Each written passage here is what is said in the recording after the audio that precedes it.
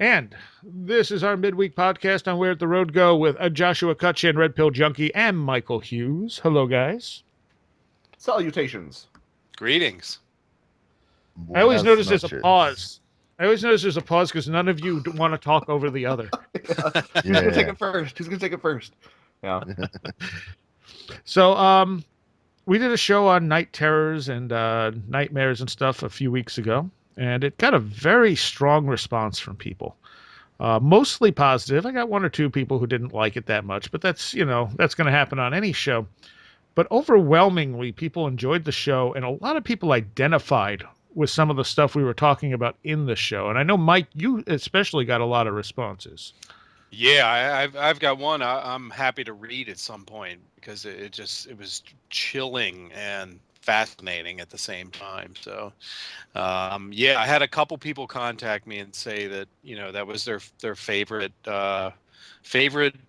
program on the subject that they've ever listened to or watched or anything. So.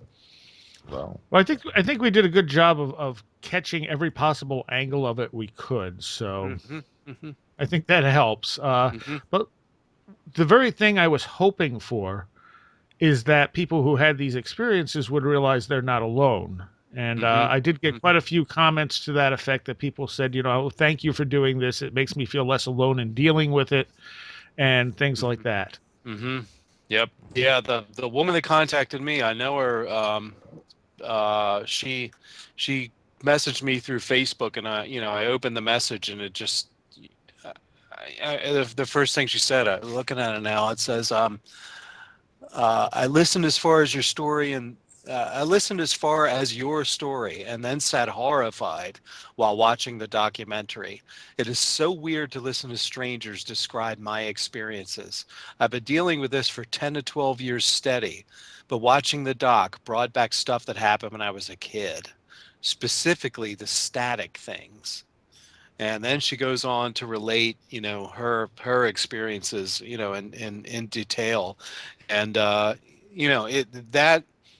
I think is, when people realize that there are certain elements of this experience that other people are having, and they don't feel like they're alone anymore.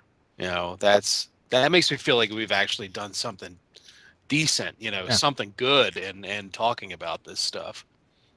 Even if we're wrong on everything we said, at least people know, hey, you're not experiencing something other people haven't experienced. Exactly. yeah. Because it can be a thoroughly frightening experience. And even for someone like me, where I don't get frightened very easily, I don't get freaked out very easily, when I find myself in that state, I panic slightly. Yeah. Well, it's like I panic more than slightly. it's like that old thing that people always talk about. It's 3 p.m. and you're in the park. Yeah, I'd love to meet a gray alien. 3 a.m. in your bedroom. No, I'm good. I'm good. Yeah. Exactly. Not tonight. Yep. I actually had a very weird experience was it last week? Not this last week. It was a couple weeks ago. I woke up and the power was out. And my first thought is I should go unplug stuff so nothing gets surged when it comes back on. So I go out of the bedroom into my main living room and unplugged my laptop, and I unplugged my tablet, and I went over to my main desktop, and I'm like, I better shut it down. Even though it's on a battery, it will, eventually the battery will run out, and I don't want to lose anything. So I sat there saving everything, and then, okay, shut down. And I turned around, and my printer was on. And I said, why is my printer on? My printer's not on the battery. Oh, well, it looks like the power came back. Okay. And so I started to walk back into the bedroom, and I noticed that the clock, that it does not have a battery in it, was not blinking. And so I'm like, wait, but you should be blinking. If the power goes out for a millisecond, you start blinking. Yeah. Maybe I blew a fuse in the bedroom. So I go back into the bedroom, and the clock in there, also without a battery, not blinking. And I said, what just happened? Was the power not out? Did my brain convince me the power was out and I just responded like, what just happened? Because I think what woke me up is the sound that your phone makes when you unplug it from a charger. You know that whoop when you unplug it? Yeah. And I think I responded with, oh, the power must be out. And I could swear I looked at the clock and there was nothing there. Mm-hmm. So then I laid back down and I said, all right, whatever. And I went back to sleep. A few minutes later, I find myself waking up and the power's out. And I'm like, what's happening now? And then I realize I can't move. And I'm like, what's happening? And finally, with a ton of effort and mild panic, I flip myself over and climb out of bed to find myself waking up in bed.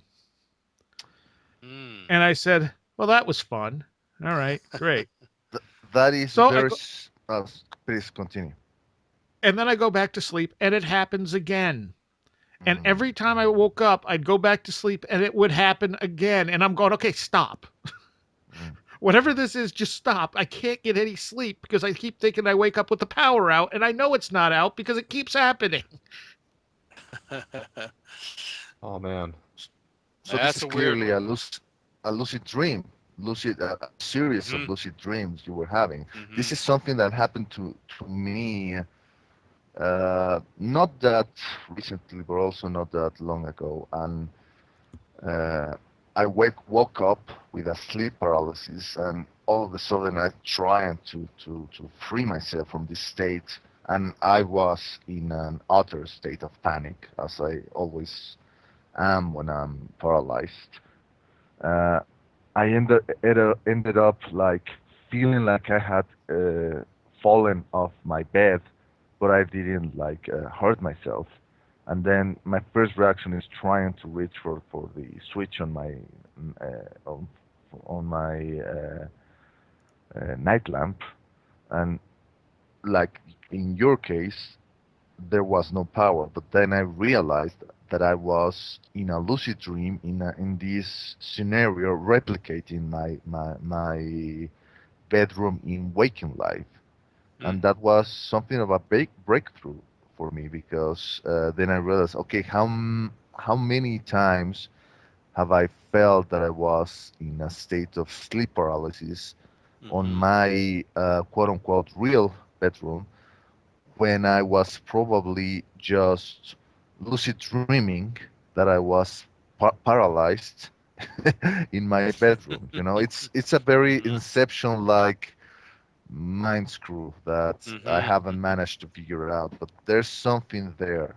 I think Mhm. there's a key there that we should try to figure out here. Hmm. One of the letters I got, which I'm keeping these anonymous because I haven't. Mhm. These weren't. I don't know that these were necessarily sent to be read verbatim on air. So Yeah, I yeah. apologize if. But keeping it anonymous this way, no one's going to know who they are anyway.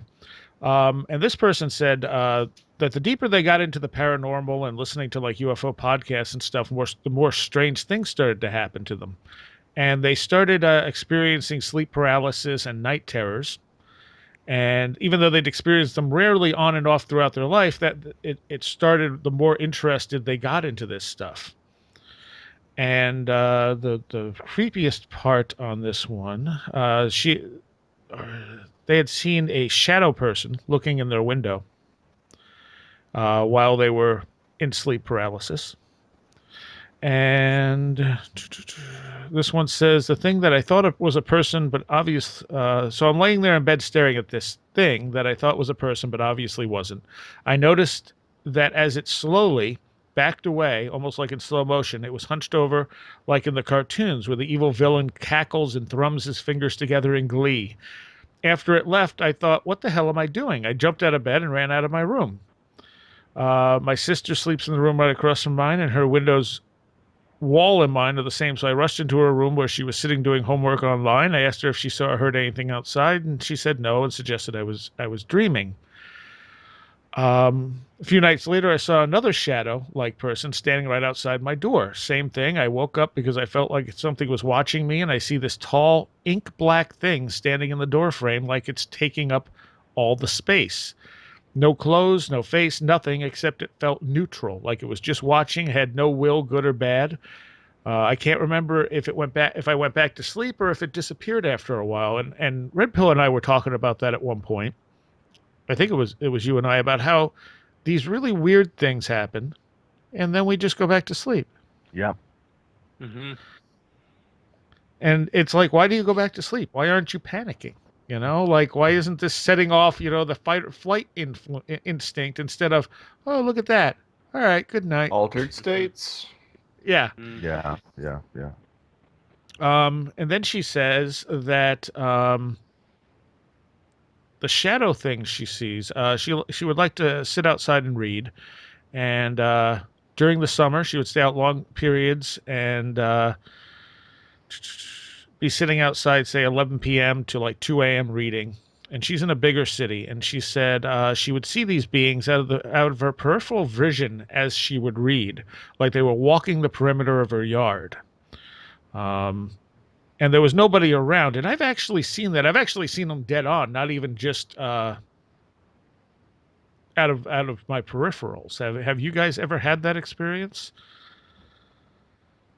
I've never experienced shadow things. The stuff I see as a kid were always the opposite. They were light, balls of light, or sort of little streaks of light. But never the shadow things. That's why I'm fascinated by people who've seen the exact opposite, the totally dark thing like you described last week or 2 weeks Yeah. ago. Yeah. There was an experience I had, and I'm more and more as I'm working on my book and looking at records, I'm finding out so many of these things do happen in transition periods. Mm. But in this particular case, like I've always seen dark things like move across the road when I've been driving, Mm-hmm. and things that other people with me don't see. And there was one night I was with this girl, and we were in the middle of this fight outside of her house. And all of a sudden, these dark shadows just kind of like raced past us. They're about the size of like a cat, except Mm. just a black shadow. And they just shot right by us. And I watched Mm. this happen. And it didn't really freak me out because I'd seen it so many times. And she just stopped. And then she didn't say anything. And I'm like, what? She's like, did you see that? And I was like, see what? She's like, those shadows. What the hell were those shadows? Mm. And I was like, oh, okay, so it's not just me. But I find it interesting that had happened while we were in the middle of this fight. Like what energy had been raised up while this was happening? Was it just that it was like some kind of overall transitional period? It was just a weird time for it to happen. It also ended the fight. Interesting. Mhm. Yeah, I've never seen anything quite like that. When I went to Waverly Hills Sanatorium, supposedly people saw things like that, but I didn't know. It was not clear enough to me that it didn't seem like it might have just been something that was caused by the power suggestion for me personally. So no, I haven't. Unfortunately, fortunately, I haven't seen anything like that. Well, Josh, I'm glad they let you out of there finally. Yeah, that TB cleared right up. Yeah. This same girl has had a few other experiences. One of them was she said she keeps hearing sounds from her attic. And she said the attic isn't used by her family. The entrance is in my sister's room and it's so small I doubt an adult could fit. One day in the afternoon evening, I heard scraping sounds coming from the attic above my room. It was followed by this huge creaking noise like someone was walking across the attic. I went to the opening in my sister's closet, and I swear I heard the wooden cover slide open. She said, you can't take it out. It's bigger than the hole, and it fits on the inside of the attic.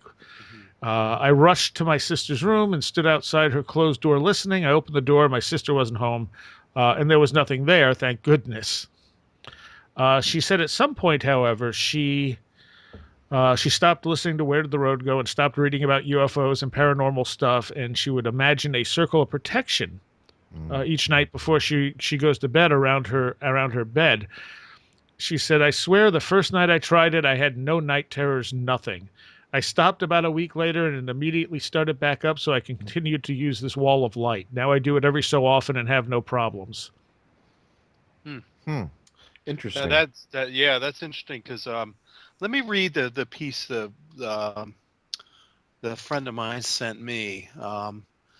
I think it's the imagery. I mean, she's a great writer, so and which you'll see from reading it. She says, and I read the first part of it. She said she's been dealing with it for 10 to 12 years, and after she watched the documentary, she said the static things that they talked about really Hmm. brought back hers.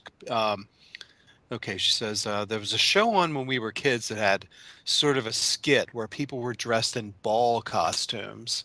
I don't really know how to describe it, and I've been searching the web since yesterday trying to nail them down.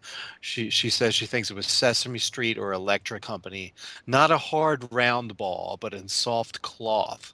That their arms, legs, and heads were all inside, and they would roll around on the floor like blobs.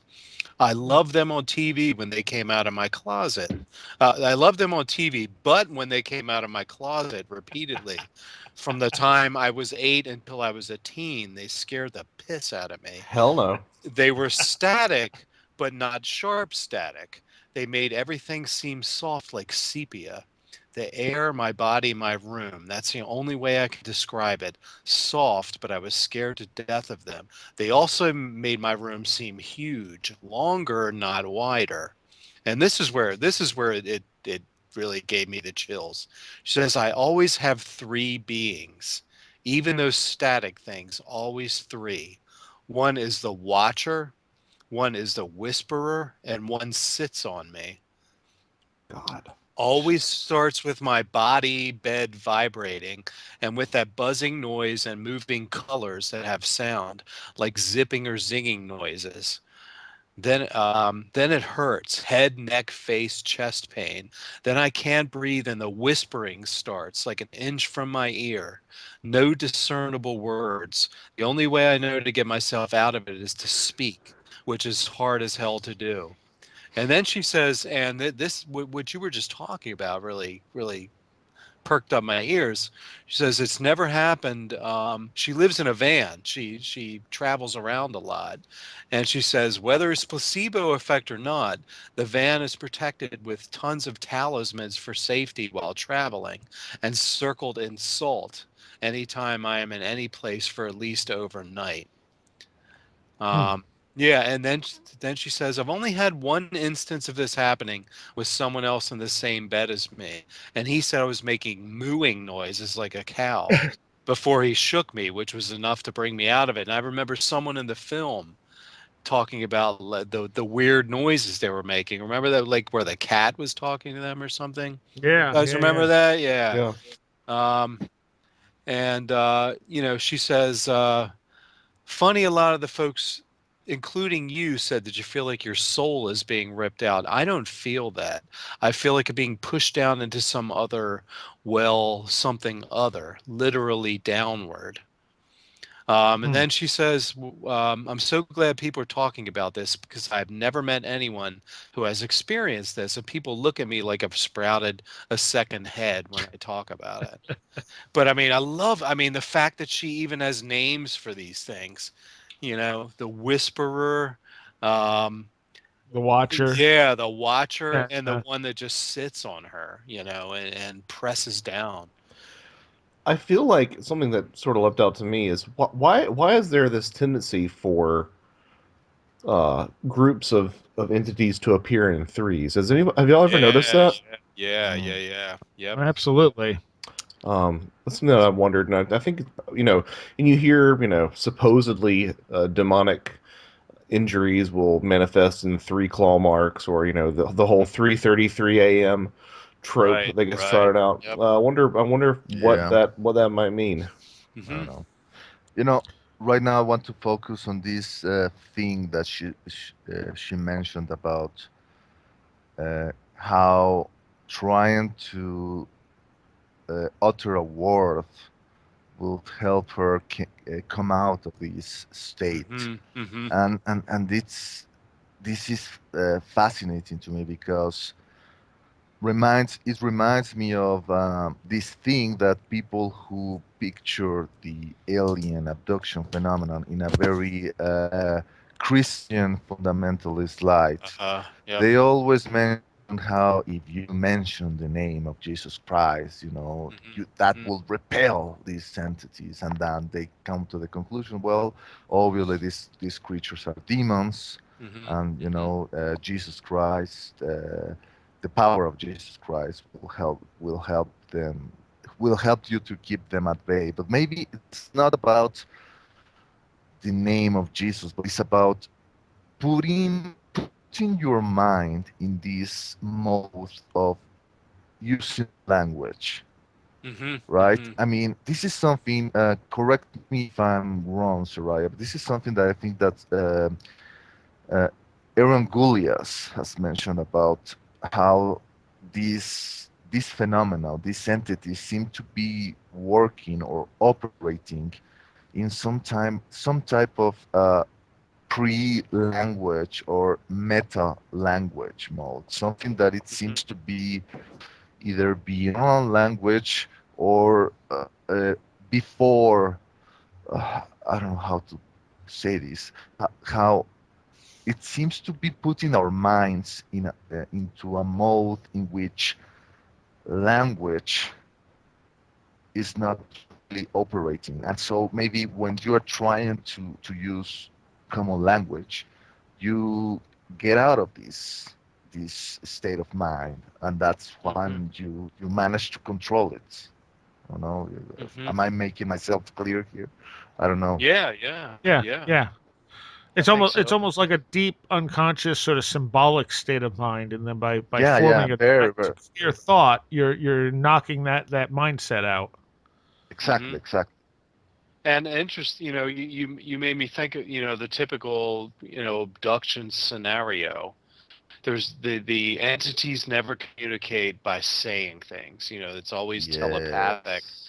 So maybe somehow by breaking through that, maybe speaking breaks through, that control, or that trance, or whatever it Hmm. is. Yeah. Yeah, so maybe it's not saying Jesus Christ. Maybe if you said, you know, cheeseburger, I mean, maybe that would work just as well as saying Jesus Christ. Yeah, exactly. Yeah, I think it's tied in with belief, which I think is tied in with. I mean, obviously, it's going to be tied in with language and how that sort of shapes, your perception of the world. Mhm. Um, and of course, I think I said one time, maybe it was on the sleep paralysis episode that, I would like to see. I wonder if there are any cases of atheists yelling out a deity's name and getting positive results, and fundamentalists yelling out a deity's name and not getting any results. Yeah. Hmm. There was there was one I was going to read, but that just reminded me of something else in one of these other letters. It was the same one I was just calling from. Uh, Now I can't find it. Yay! Maybe it was this one. All right. Well, I'm going to go into this one right now because this person not only had weird sleep paralysis, but a very strange shared dream. And they said my experience is burned into my memory. I was hanging out with some friends in the room across the hallway from my room. They were going to order pizza and watch a movie, but I had they were in the military at the time, and they said, but I had watch early the next morning, so I decided to go to my room and call it a night. That was about 9 p.m. I had a roommate who was not there, and when I laid down, was not there when I laid down, and I did not see her at all that night. However, we had a habit of leaving the safety chain on the door in the door to keep it open if we were going to go somewhere really quick. I woke up suddenly about an hour after I laid down. I looked over and I saw a man standing there looking at me with his hands clasped in front of him. Mm. He did not look Japanese. I'm assuming they must have been in Japan at the time. He was wearing a ball cap, a white t shirt that was tucked into his blue pants, and black boots.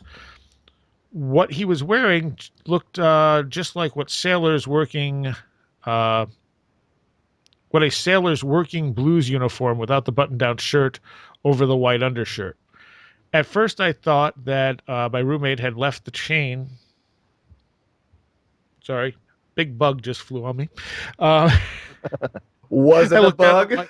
Was it a bug? It looked like a shadow hovering over my arm. That's what it looked like. You just won the Insect of the Month club. At, at first, I thought that my roommate had left the chain in the door and a drunk guy wandered into my room and was staring at me. I started to throw the blanket off me so I could get up and kick the weird guy out of my room. As I started to get up and yell, it was like all of my energy was drained out of me and I fell back asleep. I immediately woke up again and the guy was still standing there. By this time, I realized that he was not just a drunk guy. The blankets were as far down as I had moved them before I lost my energy.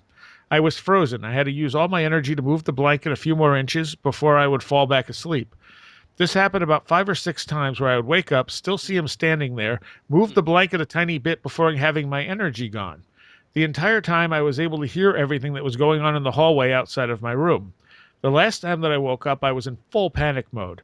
I remember telling myself that I needed to get out of that room. It was a do or die. I know I needed to push through whatever was taking my energy and get out of bed and get out.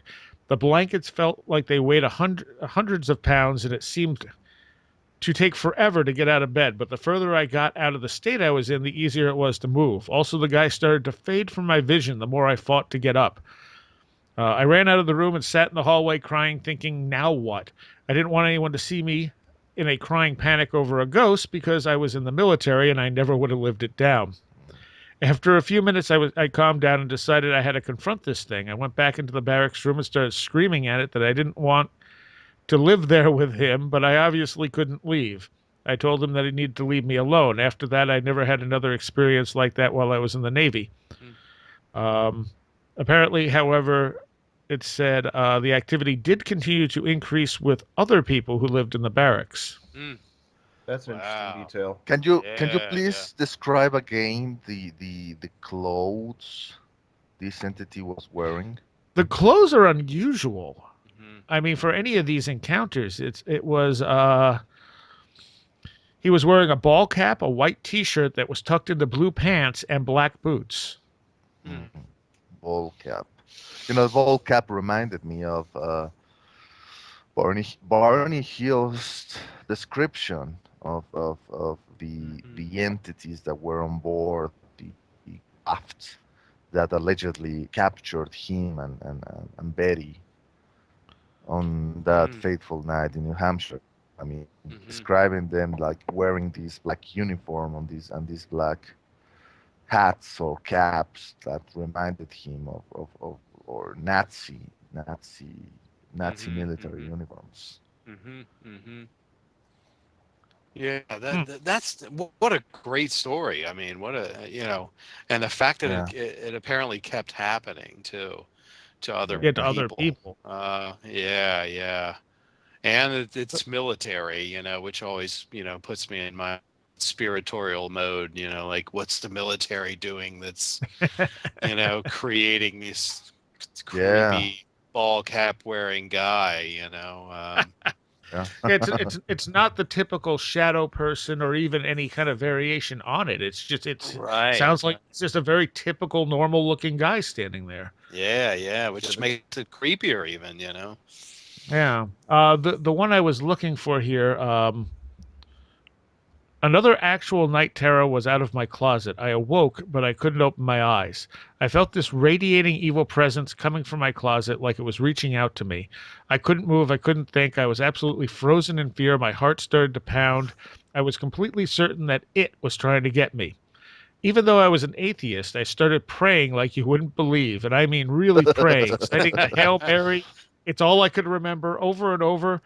Freaking for so freaking long and just concentrating with all of my ability until it finally stopped. When I could get up, I did, and I ran from my room and didn't re-enter for 2 hours. When I did go back in, I slept with the light on.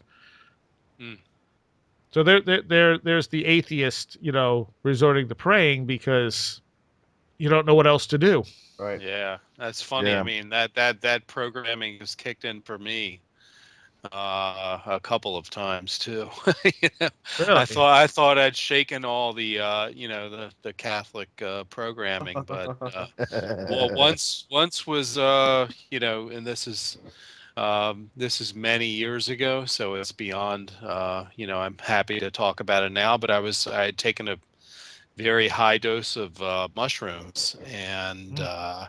I felt this thing enter me. I think I talked about it in the book. Barbara Bradley Haggerty. She's the NPR religion reporter. She talked to me about a couple of my mushroom experiences for the book, Hmm. and this was the scary experience. She There was one that was very, very uplifting and spiritual in its context, but the other one was very dark, and we were talking before we started recording about Lovecraft.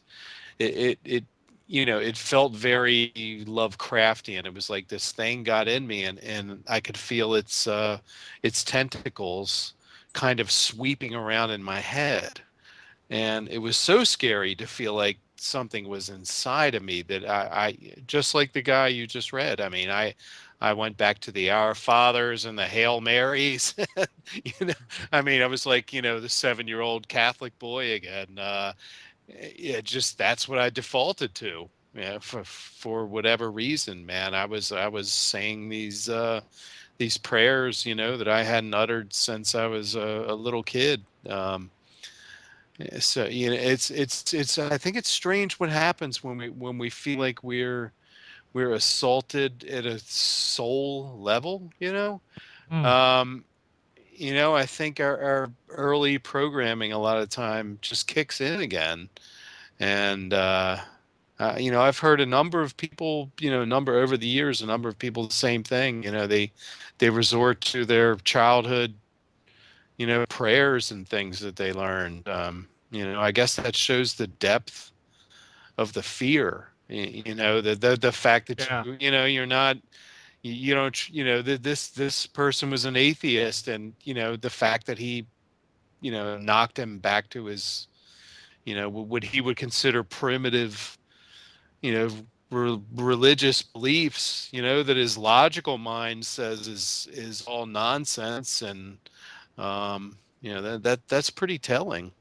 Yeah, but we're getting back to the idea of language having an impact on Right, getting out yeah, of yeah, these trances. And yeah. Mac, you said how maybe, using cheeseburger instead of Jesus will do the trick, Hmm, but hmm. now you have proven that it wouldn't, because there is this emotional component that gives Right, power to the word of right. Jesus instead of the Hmm, other one. hmm. Yeah, There's all yeah. this, especially for us who were brought up in this religious background. You Hmm, you have hmm. been indoctrinated into, Yeah, into yeah. into all these rituals and all that, and that Hmm. is the thing that gives power to these Yeah, words, to these rituals, to these prayers, and maybe yep. that is the thing that does the trick.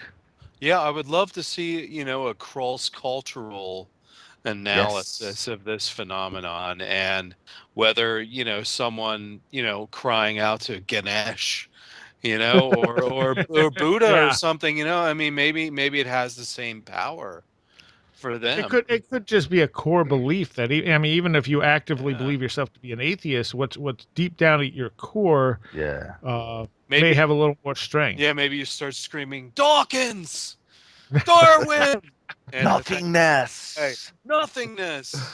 I and am and, not, and that sir. and that experience was from a woman too, not a man. Uh-huh. Okay. Yeah, Yeah. Yeah. I Not that it is anonymous, but I just figured Sure. that's Sure. Sure. yeah, I sometimes wonder if I'm sorry, I completely lost my train of thought there for for a moment. did you Um, find it? uh, no, No. no, sorry. All right. Well, I'll read her. I'll read this second experience here.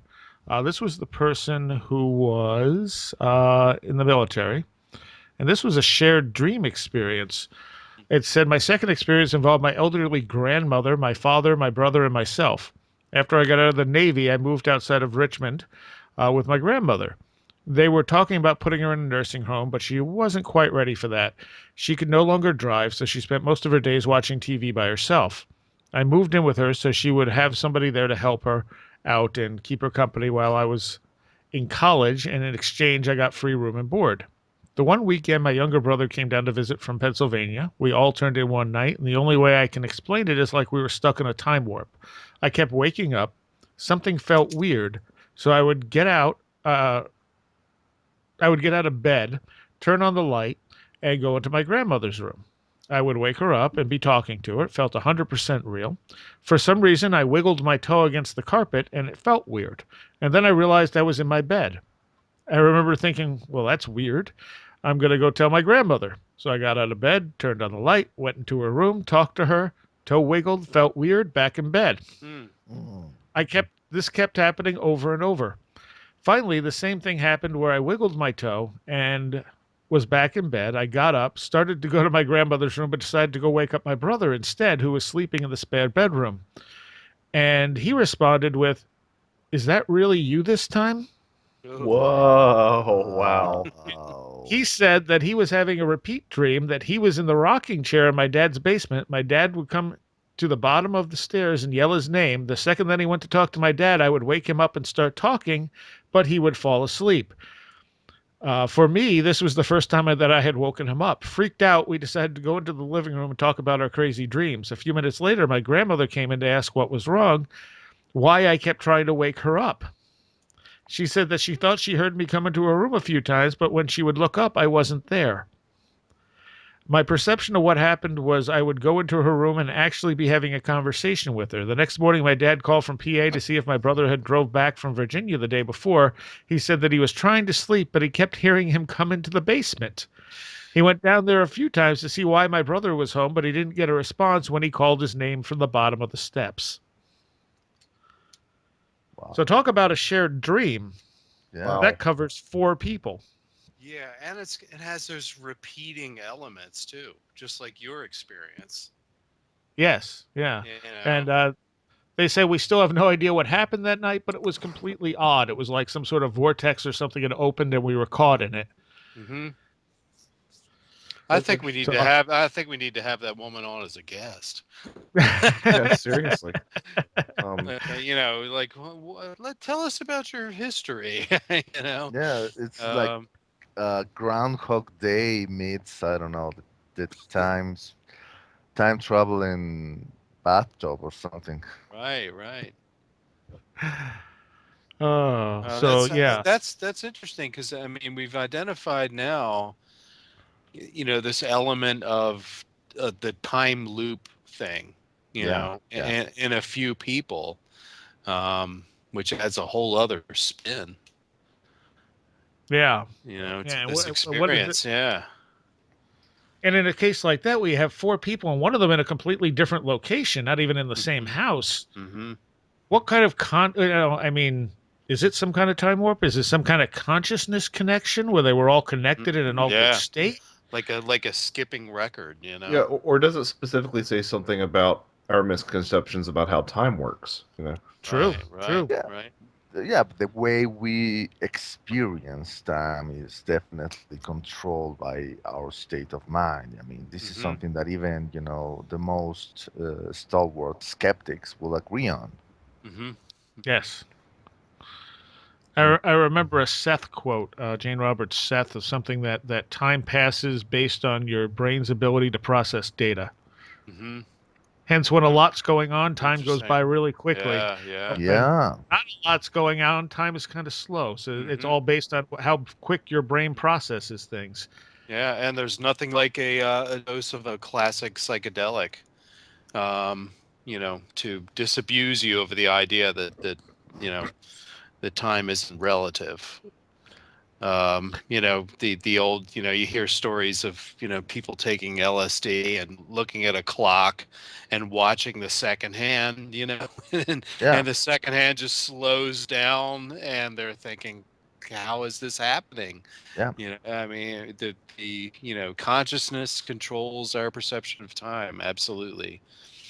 Yeah, which Did you guys go on? yeah, I was just going to mention this thing that you are going to talk about, this news about this study about The mapping the LSD. brain of someone, yeah, Yeah. who was on the influence of LSD. Did all of you see that? Yeah. Yeah. I know some of the researchers that were involved. Oh, Yeah, Really? it's yeah, yep. So tell us more, Michael. Well, I mean, the real beauty of this study is it showed, it showed what LSD does in the brain, the best way that we can visualize it. I think there was also recently the similar study with psilocybin, and it showed that what it did was not just, it didn't fire up centers of it didn't fire up parts of the brain that we didn't expect, but it actually inhibited brain activity. So people think Really? it's, yeah, it actually was more of an inhibitory process, which really makes me think of Aldous Huxley's quote about, and I think it goes back to William Blake said something very similar, that the brain consciousness like a reducing valve.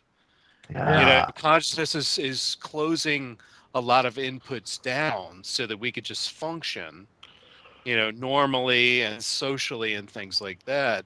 Whereas if we were actually, if it was more open, our consciousness was more open, then that's when things become, psychedelic, like Yeah. that. So It's like the brain is only tuning into a very narrow channel. narrow Yeah. frequency, right? And Yep. this brings up this thing we were discussing previously about the statically nature of Mm-hmm. these Mm-hmm. entities Mm-hmm. perceived by people under sleep paralysis. Yeah. So when you take a psychedelic, your brain turns into a Frank's box, basically. It's just cycling through all the different channels. Right, right. Um, but now, again, just and I'm sorry if this was said already, but the LSD study showed the opposite, right? More of the brain lit up than Yeah.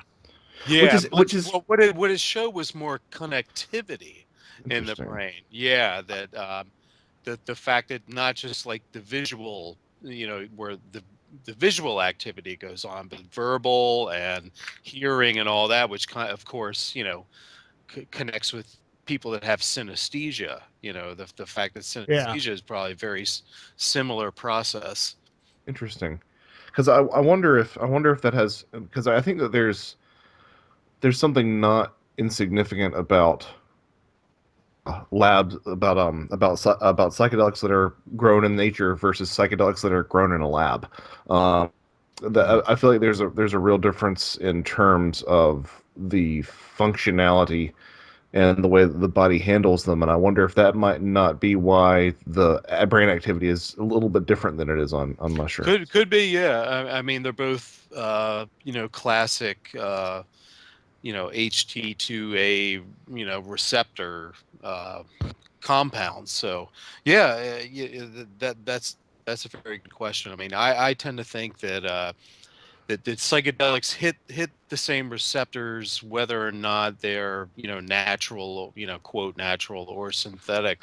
But that may be that may be a very real difference there. Mm. Mm. Hmm. Now, what I didn't care for in the paper was that they seemed to be implying that seeing this change in activity was an explanation for the visions. But to me, that's akin to saying, well, light goes through your eyeball and it hits your retina, and that doesn't explain what you're looking at.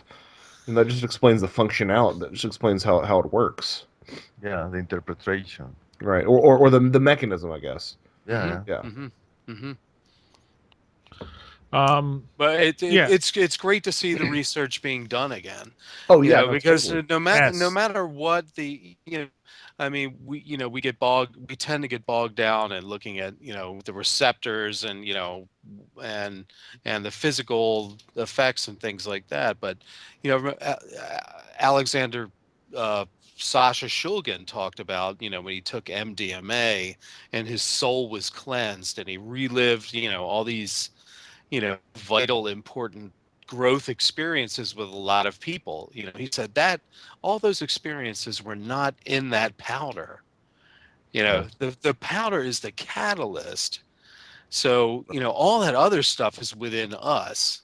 And that's what finally, being able to do this research, into LSD, into MDMA for post-traumatic stress disorder, into the psilocybin.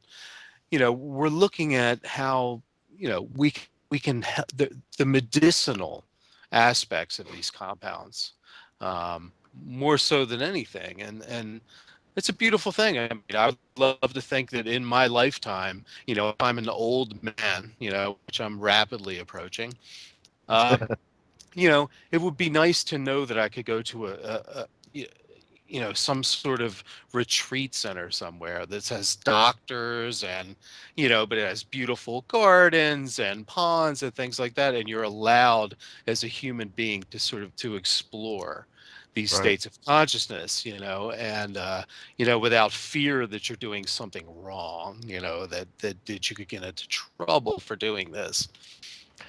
What's interesting is that LSD was at first acknowledged as a psychomimetic compound. Yeah, yeah, yeah, Uh, exactly. it was at first intentionally used by psychiatrists in order to experience for themselves the kind of altered states that their patients were subjected to. I mean, to try to know in their own skin what it meant to be quote unquote crazy.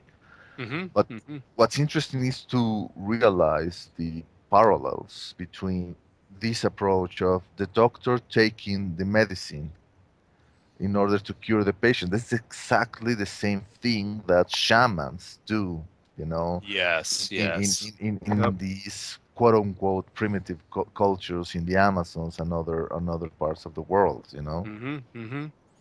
And if you look at, I wrote a feature article on the Johns Hopkins psilocybin research for when they were looking into can hallucinogens create a mystical state, a Yeah. measurable mystical state of oneness and connectedness to the universe, all these things that are quantified on scales that they use when doing studies like this.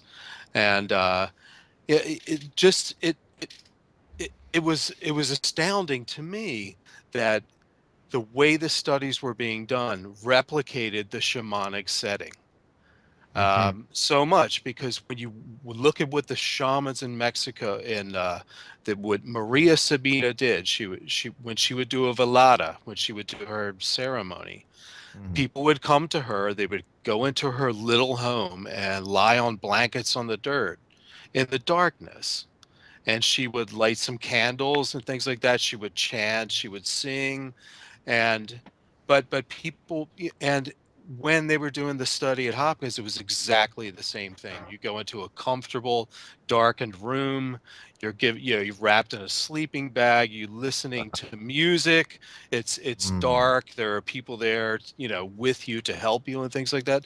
The and that's how they were doing research in the 50s and 60s too, because whether they understood it or not, they were replicating Yeah. how these substances are used in traditional settings. Yeah. And if the paranormal aspects, I did a talk on this at American University a while back.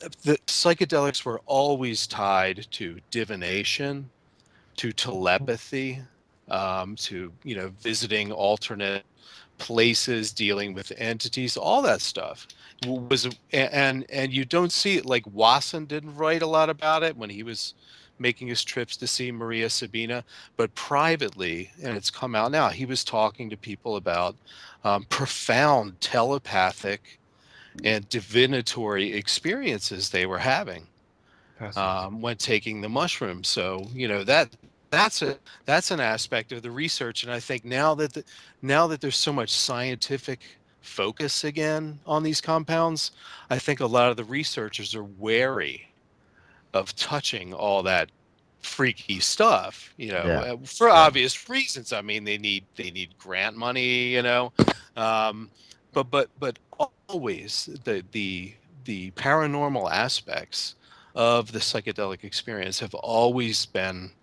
Any researcher has experienced it. I think there's probably no one who has worked closely with these compounds with other people has not seen some sort of quote paranormal, something happening on the paranormal range. Fair enough. Yeah. I do have a few other sleep nightmare comments. Oh yeah. One of them, someone suggested that these things are tulpas, which I mean, very well could be sort of an unconscious manifestation of something, Sure. Mm-hmm. or something from the id, of course. Um, Someone commented that sleep paralysis and the old hag syndrome are not the same thing. I think the actual criteria for it's a little different because the old hag, you got it sitting on your chest, pushing down, and that's not always a factor in sleep paralysis, Mm-hmm. but it is at times. So they at least have a Yeah. crossover somewhere. I've heard them Sure. used quite interchangeably. Yeah. Yeah, Same but not every sleep paralysis is going to be reminiscent of an old hag syndrome. Right. I think it's more like Sure. it's one of those things where every old hag is a sleep paralysis, but not every sleep paralysis is an old hag. Maybe, yeah. This person says, I once had a black fog or smoke that came into my room through the glass window and hung around the sofa and in the thin throw blanket that was over the window. I shined an LED flashlight into this, and it was so black the light wouldn't penetrate it at all. I've also seen the same thing hovering over my husband at night. We had so many strange experiences at night, and during the daytime it was very bright. And during the time it was a very bright light. They seem to camouflage themselves in whatever is convenient at the moment. Mm. Yeah. So that's not so much a night terror as much as these shadow type things, which I've seen in normal consciousness. Mhm. What was the other one here? A couple of people stated that they feel like this is a gateway to astral projection. That these Mhm. things are somehow like what you have to go through. Yeah. Mm. Gatekeepers. Okay. Yes. Yeah, Exactly. Yeah. Hmm. This guy says I get this often and see things in my room while I have sleep paralysis, like orbs, figures, and sparkling lights. Also, glowing eyes. I've even seen the glowing blue orb lights when I awoke, but they seemed to disappear once I realized had seen the apparition. Hmm. Um, it says I've had too many strange things to remember during sleep paralysis. You just kind of get used to it after a while and just brush it off to your imagination.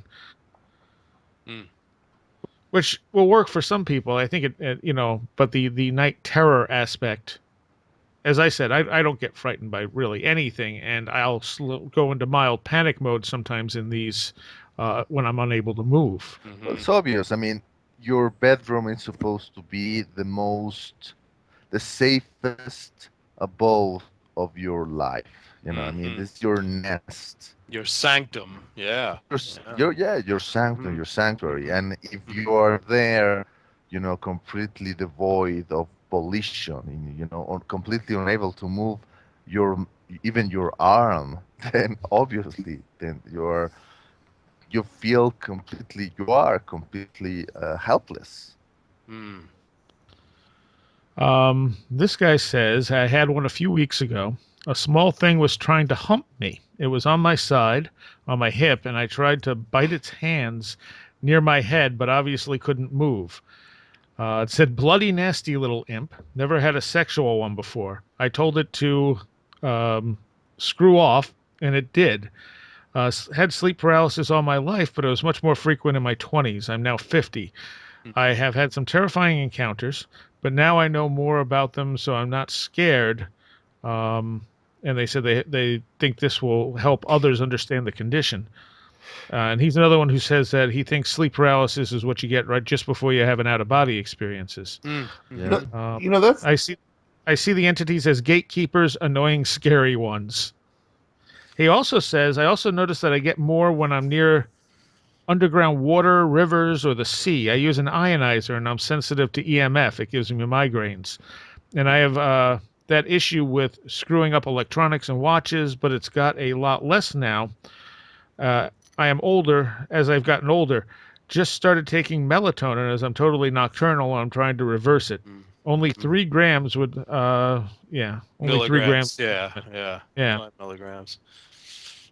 yeah. What were you going to say, Josh? I was just gonna say I find it interesting that You know, all these things you keep on running into certain motifs that always keep on cropping up, like Hmm. time dilation, Hmm. light, but the Hmm. sexual component always keeps on cropping up. And Yeah. in sleep paralysis, and that's part of what a lot of the old hag was, the incubus and succubus, this idea that Yeah. they're stealing into your bedroom to steal your your your eggs, Vital or yeah, your essence. vital essence. That's a polite way to put it. Um, Your precious bodily fluids. yeah. But this is the first time I'd ever heard of a small creature humping his leg, right? Hip, he said it was His that. hip. Yeah. Well. That's just weird. I don't know. I mean, I realize that by nature of being, living, breathing mammals, we're all hardwired to procreate, but it just feels like there's a lot of sex stuff in all these subjects, and I can't figure out Hmm. where if even if it's all purely internalized, where's that coming from? Hmm. You know? Someone else says that THC stops them. I've Ah. I've heard that. I feel like there's some lectures from Terrence McKenna where he talked about dreaming less after because of his Yeah. No. marijuana It's consumption. Yeah, that's no true. THC dampens REM sleep, so you dream. Mm. Yeah. Yeah. Huh. So yeah, I actually know this when I used to run a little survey about melatonin online, and some guy got in touch with me, and he said he started using melatonin, which helped him sleep when he because he was quitting smoking pot, and he found that melatonin was the only thing that allowed him to get past the THC insomnia, and then he started dreaming a lot more too. But Huh. it's well known that if you smoke a lot of pot, you're going to damper your dreams. It inhibits REM sleep. Interesting. Well, that would make some sense maybe then why it cuts off access Exactly, to the exactly. sleep Yeah, paralysis yeah. state. Yeah, and a lot of occultists will say that that pot kind of clouding, to the third eye or whatever. So maybe there's But yeah, something to. but at the same time, in India, cannabis is considered a sacred plant. Sure, the side. Yeah, yeah, yeah, exactly. So Well, my own experience, I've never smoked pot, so I don't have anything, relevant there. Alcohol, however, would deaden my experiences and my senses of things, even if I only drank a little bit.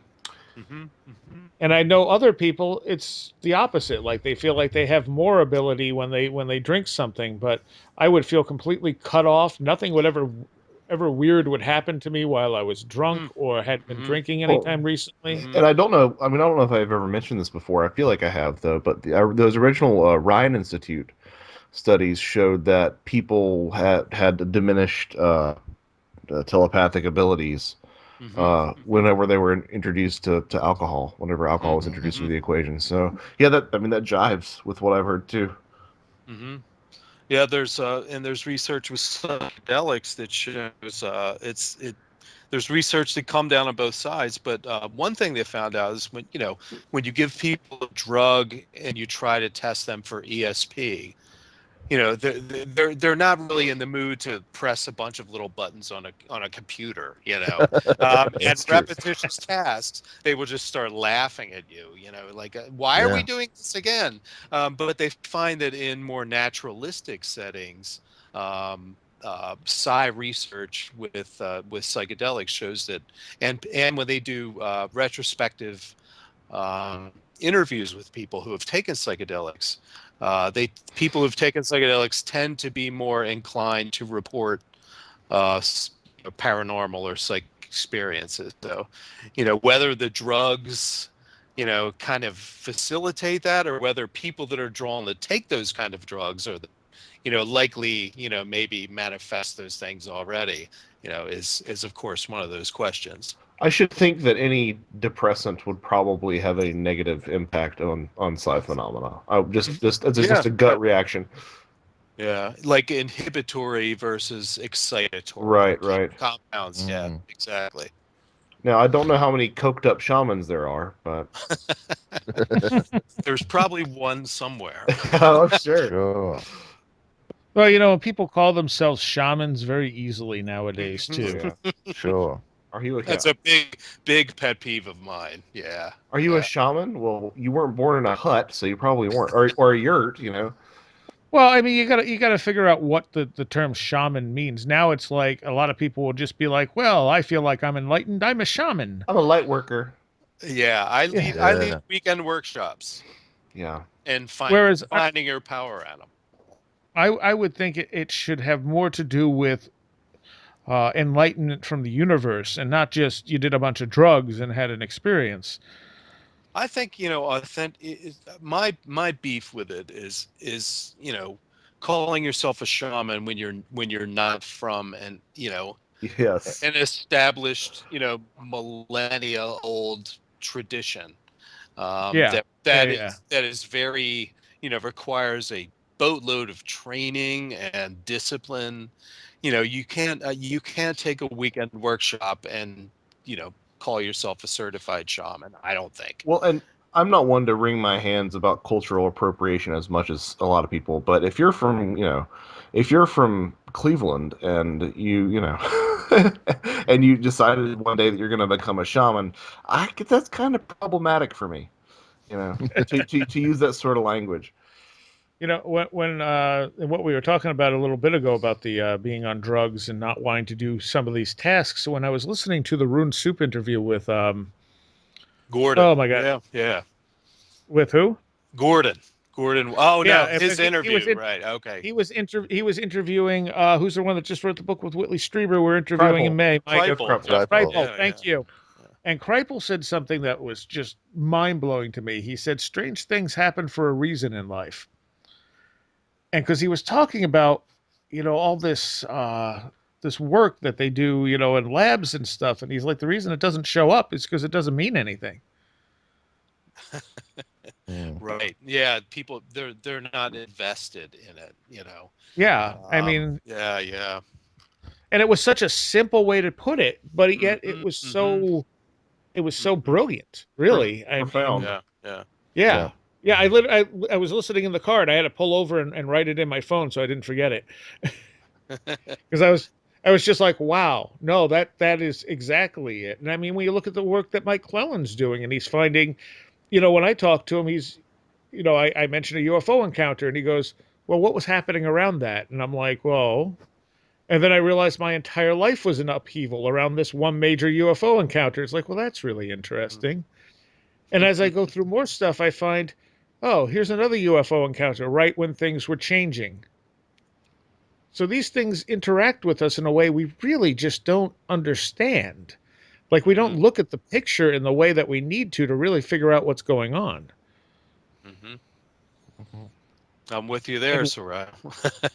and a laboratory is just not going to do it. Yeah. And it's the with psi research, if you give people a where was I just reading about Dean Radin's uh, when he worked the silver market or something. Have you guys know about that? He did this remote viewing thing and tried to make some money on the silver market. He wound up making a considerable amount of money. But what he told the remote viewers to do is at the end of the week or whenever the reports came out, to imagine whether their broker was handing them, it was something like a flower or was handing them a cold pancake. So it wasn't predict the numbers or are we, it's more if you make the outcome more relatable or give Hmm. or more visceral um, to the people in the experiment, it tends to work better. If someone's giving, if you think, is he giving me a flower or a cold pancake? I mean, those are two very different um, you know responses, and apparently that's the key to being the results, the interesting results in psi research, is to make it more personal, more to intrigued more than say, whether the Xener card, whether it's a star or a cross or a circle. Right, right. That's really interesting. Mhm. I mean, it all comes back to consciousness. I mean, it's not going to be settled with the type of science that settles, arguments in physics. Mm-hmm. It's something that we don't have an easy way to measure. That's very individual. Subjective. Yeah. It's Mm-hmm. yeah, subjective, very subtle, but it doesn't mean it's not there. And I don't think science is equipped to understand it the way that the typical scientific method approaches things. Mm-hmm. Yeah, Well, it is. because- It is the big mystery. It's the big remaining mystery. Well, It science is about trying to answer the questions that we are trying to formulate. If we can't formulate the questions that we need to answer to, then that's the that's the limits of science. Right there. Right, but you have so many, especially the debunker types who are like, well, you can't prove it in a laboratory; it's not real. Sure. Well, what's real? And I mean, you can't prove everything in a laboratory. And at that point, you don't want to go to the new age side of it where it's very, Yeah. flaky and well, I just believe and I Loosey-goosey. feel this. No, it's not quite that either. There's a middle ground there somewhere where you have to say, okay, this can be proven, but not by the standards you're setting because it doesn't respond to those standards. Yeah, we have tools that do great things, but I don't use a screwdriver, to flip over a pancake. I'll use a spatula. We have different tools. The scientific tools do a great job of breaking down, certain the material world in an excellent way. But for analyzing, the intrapsychic world, the subjective world, it's then we need to use different tools. Those tools are poetry, metaphor, analogy, things like that.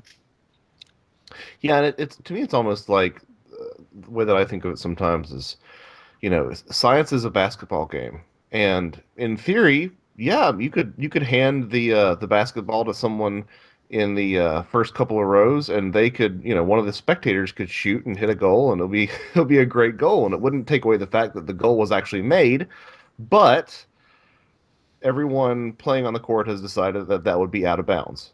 And that's not the way the game is played. We have teams. It doesn't take away the reality that somebody would be able to hit a goal. And I think it's a lot of sort of what we're Also, seeing in science. you don't score goals in basketball. Uh, well, man, it's 2:07 a.m. No, but getting back Your to point the is well taken. Yes. Yes, Thanks, thanks. I feel that when you are involved in this field, you have to equip yourself with enough information, uh, enough knowledge about science and philosophy and history and all that, and equip that with your common sense in order to develop something of a ballast, to keep yourself grounded enough in order to safely go into these uncharted territories, and obviously where you, Mike, said, there's places where science is not equipped to tread and still keep you with enough common sense, with enough grounded in, and then your intuition will help you to guide you into seeing where the true path lies. You know what I mean? I mean, there's a moment in which all of us, ends up trusting our intuition, our inner gut. But that inner gut is only reliable when it has been fed with enough reliable information. You know what I mean? I love what you said about science being the ballast. That is I mean, that's such a great metaphor. And, if you don't have that deep understanding of science and the scientific method, and you start looking into this stuff, that's when you wind up off the far deep end, Yes. where we've Yeah. watched lots of people go. So, Well- but I think the other part of that equation is that what science is missing, and that's why I love what Kripal talks about, is the need for the humanities Yes. to fill in the other side of this, of trying to understand this stuff. Well, and I think we've pushed science, to a certain extent as far as it can go. But what's missing, why we feel that it's incomplete, is the humanities, the philosophy, the idea that what's happening are stories, and that we learn from listening to each other's stories about this stuff, is the other side of it, and maybe we can fuse those two together. And I think that's when we're going to maybe make some progress. yeah, and I think it comes back to like anything. I mean, if you're going to be a writer and you don't know the basic rules of how to write, it's once you learn them and once you know how to implement them, that's fine. But if you just start off with going ahead and breaking the rules from the beginning, it's probably going to be bad. So Mhm. yeah, so before you decide to question and challenge science, spend some time with science. Get cozy. Yeah. Right. Exactly. I think the problem with science is a more of a societal type of issue rather than a problem with actual science. You have this Right. dichotomy set up of like spirituality versus science, and it's like it doesn't need to be versus science. I mean, science does a very good job of what it's doing. Yeah, I mean, obviously, because of human nature, there are some things that we get stuck in the mud with. We get into ruts. We don't want to change. We don't want to accept that, hey, maybe we're going down the wrong path because we have so much invested in it.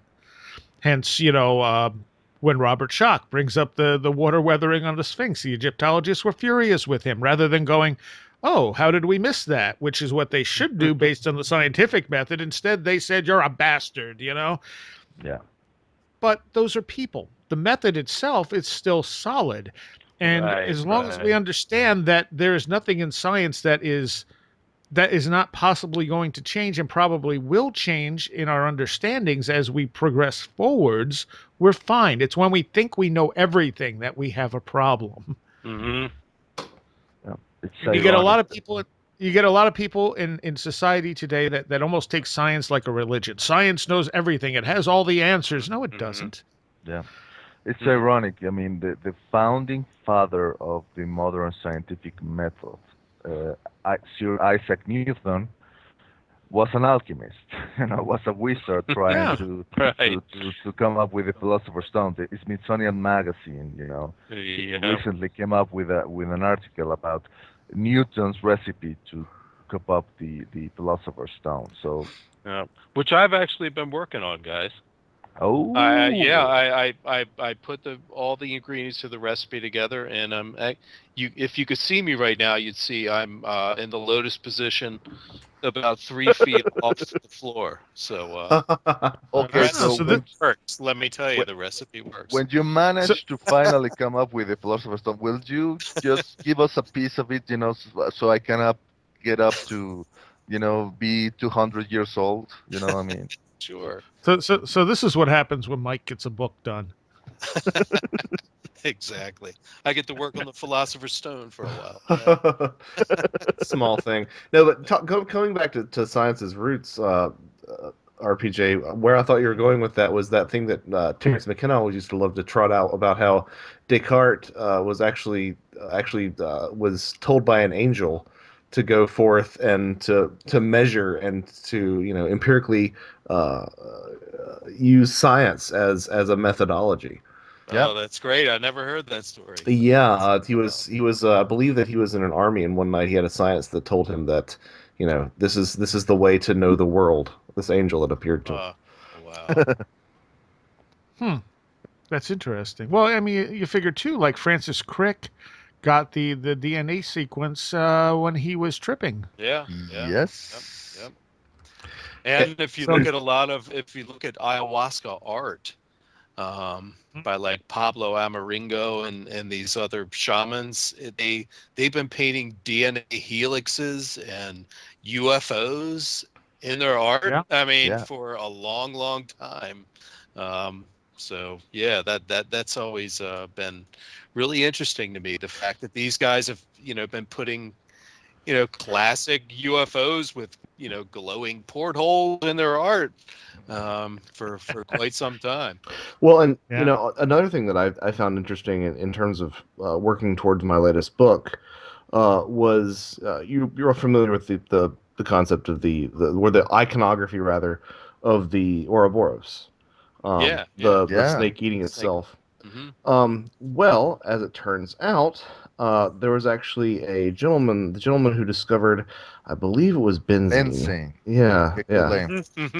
Kekule. He actually had Kekule or so. Kekule. Kekule, Yeah, Auguste yeah, yeah. Kekule. Yeah, it was in the 19th century, and he had a dream of serpents grabbing their own tails, Mhm. and this was his idea for what the chemical structure of benzene might be. Benzene, And as yeah. it turns out, that was that was exactly correct. And sort of interesting that there are several UFO cases where people have noted the odor of benzene too. Mm-hmm. Oh, well. Yeah, it makes you want for some kind of MIT workshop in which they will send their brightest grad students to the Amazons, Uh-huh. Yeah, to exactly. some ayahuasca, Uh-huh. ceremony, What? so they can come Well, up with some kind of star drive. Here's an interesting because for years I've been telling my friends at Hopkins who are doing the psilocybin research, and actually it's a lot bigger than psilocybin. They're doing lots of other psychedelics now. But I always said, you've done these these studies on people trying to see if they have a mystical experience, and you're recruiting people who are religious. Get some atheists in this study, and Yeah. see, do the atheists see God? If the atheist has a connection, a mystical connection with the oneness of all creation, what did they come out saying? And I think hopefully they're doing that. I know they're recently they're getting rabbis, so they're taking a look to see what rabbis what happens to them under psychedelic compounds. So I it's really remember interesting. Graham Hancock asking Richard Dawkins if he would ever do ayahuasca. And, Yeah. Right, Dawkins right. said- He said he might. He said he would if, think about it. yeah, as long as it was safe, he would consider doing it. But then he Yeah. followed up with, "But whatever happened, I would just assume is a side effect of the brain chemistry." Right. Go ahead and Come make up on, my mind. Richard. Yeah. Yeah. That in itself was his folly. The Uh-huh. idea of trying to keep it safe. Sometimes Right. you have to take the dive. Right, right. Like Hunter S. Thompson said. Buy Buy the the ticket ticket, and take the take the ride. ride. Yeah. But Yeah. but again, his mind is already made up. So would any kind of experience necessarily convince him? Like, what would No. it take Yeah, that's to shake that right. certainty? Sure. That's why I think that they should get a whole bunch of atheists and put them on a whopping dose of psilocybin or LSD and say, okay, well, what happened? What did it feel like? What do you think it was? Yeah, but I know atheists who have taken psychedelics before and have written it off. No. I mean, we've all met those people. Mm-hmm. Yeah. Yeah. I think it would have to be saying like ayahuasca. It would have to be something that interacts with you on a much deeper level that can literally make those changes and make you deal with the stuff that you're hiding behind. And even if you Well- didn't have an experience, you get Richard Dawkins with explosive diarrhea. So Yeah, it's Sorry. a win-win. yeah, sorry, I stepped all over you, Mike. I was No, that's good. That was perfect, man. That was perfect. Yes, one of the many features of ayahuasca. yeah. Well, and according to the shamans, the main event, is the purgative aspect. It's it's Yeah, really Well, one of the main things. One of the things you don't want to look forward to while doing it. Yeah, yeah. Which again is another reason it's ridiculous that the substance is illegal in the States because nobody's doing this recreationally. Right. Oh, Exactly. no. Yeah, No, yeah. you're not going out to a nightclub taking ayahuasca. Yeah, let's get some strippers over here and do some ayahuasca with them. It's like no. Uh, You know what though? All right, guys. I think I met someone at Burning Man who actually did an ayahuasca stripper party. No, Oh I'm my just kidding. God. I'm just kidding. I'm just kidding. All right. Any last thoughts here on what we've discussed tonight? oh my. I think I've learned one thing, and that's to What is that? never lie about your credentials if you plan to write a book about the paranormal. Okay. Yeah. Mr. Red Pill? Like my friend Greg Bishop wrote in the book, It Defies Language. Language makes the world. Maybe language is the passport we use in order to traverse from realm to realm. I like Josh? that. I like that. Yeah, I like that a lot. That- I would say foster fundamentalist agnosticism in these subjects. Uh, Beautiful. welcome all comers and FFA? yeah. And just really keep your mind open and only really come to strong conclusions when they hit you upside the face, but at the same time take in things that even might seem dubious and see if there might be some value in those before just throwing out the baby with the bathwater. Yeah, and the problem is with some of this stuff. I remember Graham Hancock. He was on Coast to Coast at one point, talking about supernatural, and he was talking about how he doesn't feel like UFOs are extraterrestrial, that they are some play with our consciousness, and so on and so forth. A caller had called and said, "But I had a UFO land in my backyard. This craft came down. I could touch it." And Graham's saying, yes, I don't doubt that you had that happen, but I don't think it's what you think it was. But the guy could not get around the idea that this was something physical. He actually laid his hand on this thing. He knows it was real. Mhm. Now, maybe it was. Maybe it was a spaceship from another planet, but if it fits with all the other criteria, he was probably in an altered state of consciousness when this happened. Mm. Mhm. Yeah. But he I have couldn't- one. Go ahead. Go ahead. Go on. I'm sorry. No, sorry. no, go ahead. No, I was just going to say the only other thing that jumped out at me from the conversation about sleep paralysis was the idea that these things are gatekeepers, keeping Yeah. you from astrally traveling. Yeah. I never heard that before tonight, and when I heard it, I thought, that clicks. I mean, because you think before any big, sort of power or experience that there might be a gatekeeper there, that might be scary to get past. And the fact that sleep paralysis has been related to, out of body experiences makes sense, because if you're paralyzed and you want to get out, that maybe that's the trigger to actually get out of your body. So to your guests who wrote that in, man, that's really has my head spinning tonight. Yeah, and that really resonates with the archetypal hero's journey too. The idea that you must surmount this to attain greater knowledge. Right, In order to level up, you need to beat the minibus. Yep. right on, man. That's perfect. All right. Thank you, guys.